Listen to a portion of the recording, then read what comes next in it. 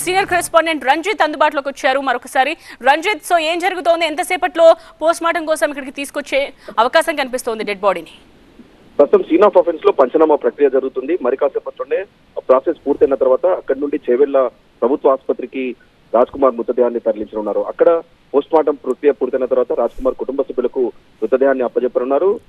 ఘటన జరిగిన తర్వాత రాజ్ కుమార్ కుటుంబ సభ్యులకు సమాచారం అందిన తర్వాత వెంటనే రాజ్ కుమార్ కి సంబంధించిన ఇద్దరు బంధువులు అక్కడికి స్పాట్ కి రావడం జరిగింది. సో అదే క్రమంలో అక్కడ రాజ్ కుమార్ కి సంబంధించిన బంధువులతో కూడా వాళ్ళంతా ఆర్గ్యూ చేశారు. ఇంత ఆరుగురిని ఇంత దారుణంగా చంపినటువంటి వ్యక్తి కోసం ఎలా ఏడుస్తున్నారంటూ కూడా వారితో ఆర్గ్యూ చేసిన పరిస్థితి కనిపిస్తోంది. మరోవైపు ఇటు రాజ్ కుమార్ అంత్యక్రియలు ముగిసే వరకు కూడా పోలీసులు అలర్ట్ అయ్యారు. ఎందుకంటే ఇక్కడ ఘటన జరిగినప్పుడు కూడా ఇటు దైవాలగూడ గ్రామంలో పూర్తిగా ఉద్రిక్త పరిస్థితులు తలెత్తాయి.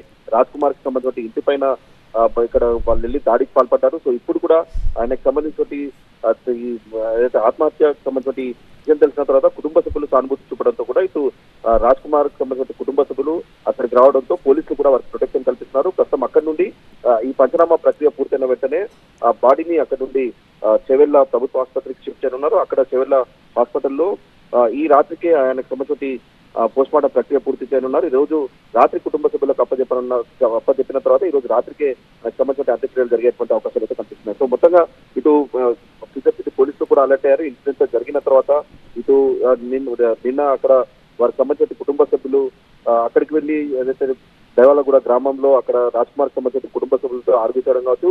ఈ ఇన్సిడెంట్ జరిగిన తర్వాత రాజ్ కుమార్ కుటుంబ సభ్యులంతా కూడా గ్రామాన్ని వదిలి పారిపోయారు.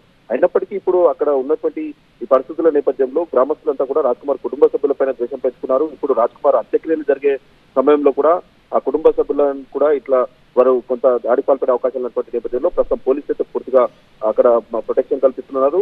ఇప్పుడు ఇద్దరు బంధువులు మాత్రమే అక్కడికి వచ్చారు. రాజ్ కుమార్ కుటుంబ సభ్యులకు కొద్దిసేపు క్రితమే అతను ఆత్మహత్య చేసుకున్నాడు అన్నటువంటి విషయాన్ని రాజ్ కుమార్ తండ్రికి పోలీసులు చెప్పారు. ఆ పోలీసులు చెప్పిన తర్వాత రాజ్ కుమార్ సంబంధించిన కుటుంబ సభ్యులు మరి కాసేపట్లోనే స్పాట్ కి రానున్నారు. సో స్పాట్ కి వస్తారా లేదంటే చేవెళ్ల ప్రభుత్వ ఆసుపత్రికి తీసుకెళ్తారనేది కూడా చూడాలి. సో ప్రస్తుతం ఇంకా అక్కడ పంచనామా ప్రక్రియ జరుగుతుంది. పంచనామా పూర్తయినటువంటి వెంటనే ఇక్కడ నుండి రాజ్ కుమార్ మృతదేహాన్ని చేవెళ్ల ప్రభుత్వ ఆసుపత్రికి షిఫ్ట్ చేయనున్నారు.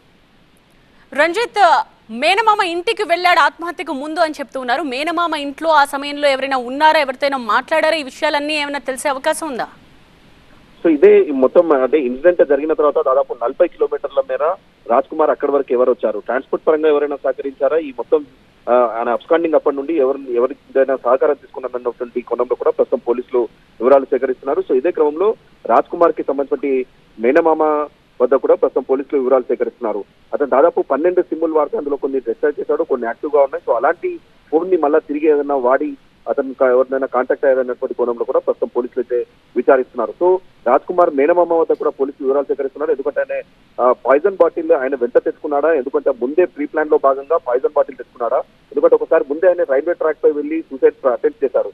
సో ఇప్పుడు పాయిజన్ బాటిల్ ఎక్కడ తీసుకొచ్చున్నాడు, పాయిజన్ బాటిల్ ఎవరైనా ఇంటికి మేనమామ ఇంటికి వచ్చి అక్కడ ఉన్నటువంటి ఏమైనా తీసుకుని వెళ్ళాడా, సో ఇవన్నీ కూడా ప్రస్తుతం పోలీసులు వెరిఫై చేస్తున్నారు. ఇప్పుడు పోలీసులు రాజ్ కుమార్ కి సంబంధించి మేనమామ వద్ద నుండి కూడా పోలీసులు వివరాలు సేకరిస్తున్నారు.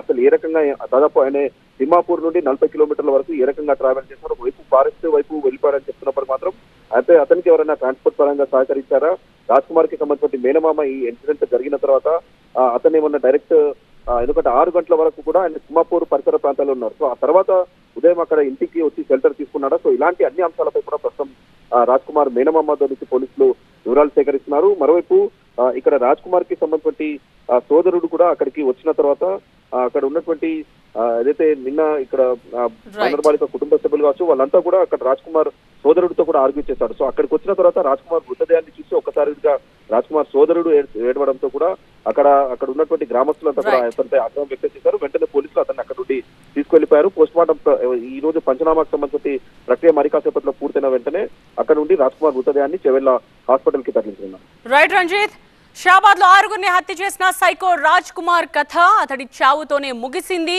పురుగుల మందు తాగి ఆత్మహత్య చేసుకున్నాడు రాజ్ కుమార్. సో ప్రస్తుతం స్పాట్ లో పంచనామా జరుగుతోంది. దాని తర్వాత చేవేళ్ల ప్రభుత్వ ఆసుపత్రికి పోస్ట్ మార్టం కోసం తరలించే అవకాశం ఉంది.